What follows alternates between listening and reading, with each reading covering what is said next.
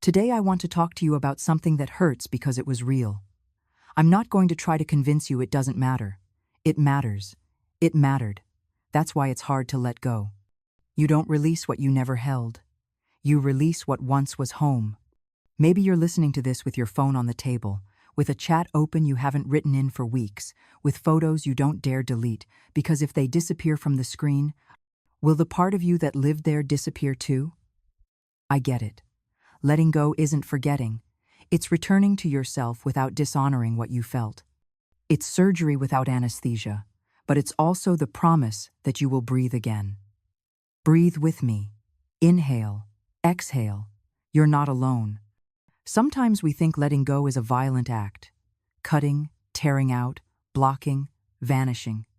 And other times we make it an impossible act, when it stops hurting, when I'm ready, when something happens. Between violence and postponement, the truth gets lost. The truth is simpler.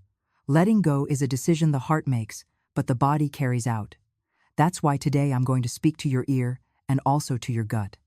You'll feel it in your throat, in your shoulders, in the weight you carry without noticing. I want you to start here. You're not giving up on love. You're giving up on insistence. Love is presence. Insistence is hunger. Love supports. Insistence chases. What exhausts you isn't loving. It's trying to make something dead beat again by sheer will. No one revives a flower by yanking its petals. Maybe you've heard 1,000 times that time heals everything. Time heals nothing if you do nothing with time. Time is a bowl. What fills it is what you do while it passes. If you keep replaying scenes in your head, time becomes a corridor with no exit. If you sit with yourself in honesty, time becomes a workshop. That's why today, I want to turn this moment into a workshop with you. First, let me tell you something I learned late. A relationship doesn't end the day you say goodbye. It ends the day you accept what it was, not what you imagined. There are two stories in every ending, the real story and the ideal story. You truly let go when you choose to live in the real one, not in the ideal you wrote to survive the void. The ideal always has an if they had changed, if I had done, if we had gone. The real has a was, it was like this, with its lights and shadows, and an is, it is enough to decide today. I want you to hear it with your whole body. You're not bad for choosing yourself. You're not betraying anything by stepping away from the place where you're no longer chosen. You're not doing harm by stopping the harm you do to yourself. Adult love isn't torn out, it's relocated. You place your heart back in the center of your chest so it doesn't drop every time someone leaves. Now, let me step into a scene. It's 3 a.m. You stare at the ceiling. In your mind, he or she walks through the door with the perfect apology, with the gaze that promised you a future. In reality, the phone is silent. There's a part of you that knows it, that knew it long ago, but there's another part, the one that loves, that keeps knocking on the wrong door. I want to speak to that part with tenderness. You're not foolish for insisting, you're loyal. You've been loyal to your promise, even when the other person was no longer there to hold it with you. Today, I'm asking you to be loyal to yourself. Let your loyalty change its recipient. Breathe. Sometimes anxiety confuses you. It whispers that if you let go, you'll lose everything. But you let go to recover something bigger. Your peace, your time, your gaze that begins to see other colors again. Anxiety doesn't defend love, it defends habit. Your system got used to a stimulus. Their name, their hey, their way of appearing and disappearing. The body mistakes custom for destiny. That's why letting go is practiced with small, steady decisions, so your body learns what your mind already intuits. Today, you'll start with a quiet decision.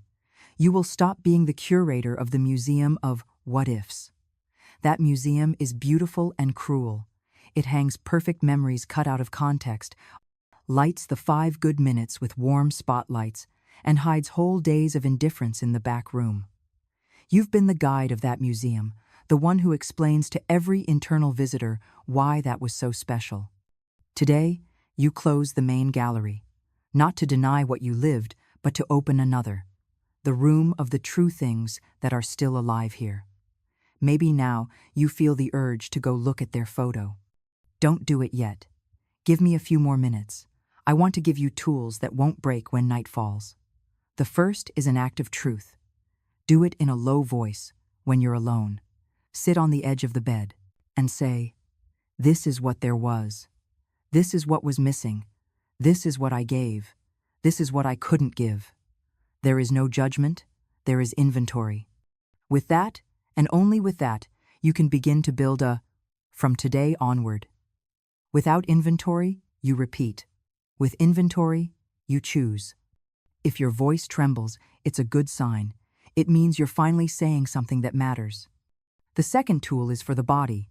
Your system is used to micro-pings, those urges to check, to write, to peek. Every micro-ping you don't execute is a thread that loosens. You don't need to cut all the threads at once. You'd bleed out. You need to unlace them. When the urge comes, postpone. 5 minutes. Get up, cold water on your hands.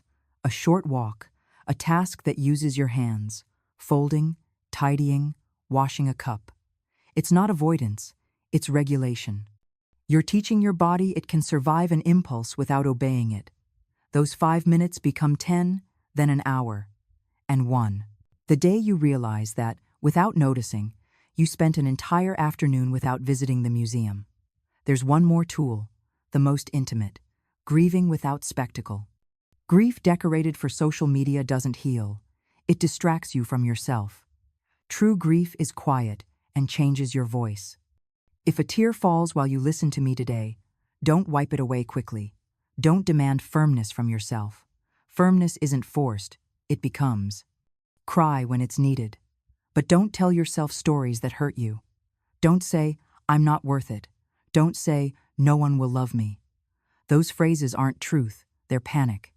And panic sounds convincing, but it isn't a good counselor. I want you to imagine yourself sitting across from you. 2 chairs, you and you. In one, the part that loves. In the other, the part that is afraid. Look yourself in the eyes and say, "I'm not going to abandon you so no one else can abandon me. I've got you. We're leaving. Together." That's the pact. Don't promise it won't hurt. Promise you won't let go of your own hand when it does. I know there are moments that deceive you.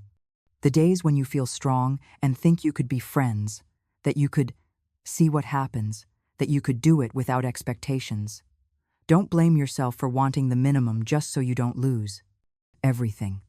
But ask yourself, which part of me wants crumbs, the mature one or the hungry one? When it's hunger, any crumb looks like a feast. When it's self-love, a feast without respect tastes like nothing. Let's talk about respect, because half of grief is decided there. Respect isn't a theory, it's a habit. Respecting yourself hurts at first because it leaves you without certain scenes, without certain substances you'd grown dependent on. Respecting yourself can make you seem cold to those who benefited from your lukewarmth.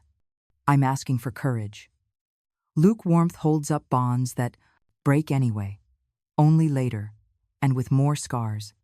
Clarity hurts once, and then it lets you grow. I know that as I say this, your mind shows you a carousel. The good, the good, the good. The brain is programmed to seek relief. That's why it edits. To balance the carousel, I want you to remember the price too. Not to hate anyone, but to bring the ledger back to the table. The price was your Sundays on edge, your way of minimizing your intuition, your way of explaining the inexplicable so you wouldn't have to leave. The price was the version of you who kept waiting at the door. That woman deserves rest. Now, take a deep breath, soften your jaw, drop your shoulders, place a hand on your chest. Tell yourself softly, enough for today. Not enough forever. You don't need to promise eternities. Just enough for today. Today I don't write. Today I don't look. Today I don't betray myself. Tomorrow we'll see. Healing doesn't arrive with grand oaths. It arrives with small loyalties repeated on ordinary days. There's a bright part to all this that I want to give you. When you let go well, you don't harden. You don't turn cynical. You don't become the woman who believes in nothing. You let go well when you keep the essence of what you lived, what it taught you about loving, about giving, about what you can and what you can't, and you release the illusion that true love depends on someone in particular. True love begins by not abandoning yourself again. When you do that, everything rearranges. You choose better. You ask for no more explanation than necessary. You appreciate what is. You leave when it no longer is. And the heart, which seemed broken, becomes bigger. You might say to me, I don't know who I am without this story. I believe you. Stories host us, but you are older than any love story. Before that person, you already laughed in a certain way, already peed from nerves before an exam, already went quiet when something sighed, hurt you, already had a way of looking at the light between the trees. That woman is still here. Today, you invite her to take back the center of her life. And yes, at first everything will remind you of what was lost, and even the weather will seem like a sign. We accept it. And even so, you go out for a walk. Not to forget them, but to remember yourself. You know what helps? Creating habits that aren't connected to the story. Small, new things. A different coffee, a route you never took, a playlist that didn't exist when you were together, a book no one recommended to you. Novelty teaches the brain that the world didn't end. And when the world doesn't end, grief doesn't lock you in. It accompanies you as you walk. The day you catch yourself humming a song without noticing, that day you will have pushed a wall without feeling it. There's something else I want to tell you, and I say it with the greatest delicacy. Sometimes we don't let go because we're waiting for justice. We wait for the day the other understands, apologizes, acknowledges what we did. I want to free you from that weight. Recognition may come or not, and when it comes, it never compensates for the years you stood at the door. The justice you can give yourself today is to take charge of your life. Taking charge isn't blaming yourself. It's stopping the postponement of your peace until something external happens. If forgiveness doesn't arrive, forgive yourself for staying longer than you should. That forgiveness doesn't exempt you from responsibility. It hands the key back to you. Maybe at this point you think about writing one last letter not to send, but to close. Do it. Write everything. Thank what there was, name what hurt, acknowledge where you betrayed yourself. At the end, don't ask for anything. Wish them peace. Give it to yourself. That letter isn't to persuade, it's to honor. Keep that letter for a day, reread it, and then decide whether to burn it or fold it and let it go in a river. There's no magic in the gesture. There's a declaration. I'm done explaining myself. If you meet that person again, let your greeting be yours, not a strategy. Strategy lives in anxiety. Dignity lives in the body. A clear look, a sincere, "How are you?" and your life that continues. You don't need to prove anything. You need to inhabit yourself. The love that comes after letting go, well, finds you different. You don't chase, you don't hide, you don't beg. You are. And from there, the real is recognized from afar. It brings peace, it brings presence, it brings the desire to care and be cared for without accounting. I want to leave you with an image. Imagine yourself on the shore of a lake at dawn. The surface is a mirror. You sit, draw up your knees, rest your chin, and look at the water. Everything is still. You think, will I ever love like this again?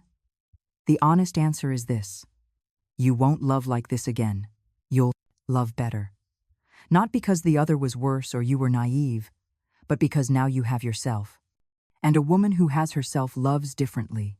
She doesn't offer what empties her. She doesn't tolerate what shrinks her. She doesn't confuse intensity with devotion. Good love is like that lake. Stillness that holds, depth that doesn't threaten, light that changes with the day and yet remains. Breathe. If you allow it, today can be the first day without the museum. Don't promise anything heroic. Promise this. I won't ask my wound to lead me. Today I lead. And if at midnight you're tired and your mind starts its theater, go back to the simple. Water, air, bed. Body first, Tomorrow we talk again. Thank you for staying to the end.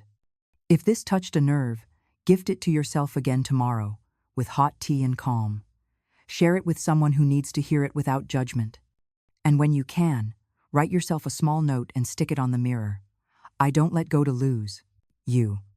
I let go to come back to me. See you soon. And yes, you're going to be okay. Not because I say so, but because you've already begun.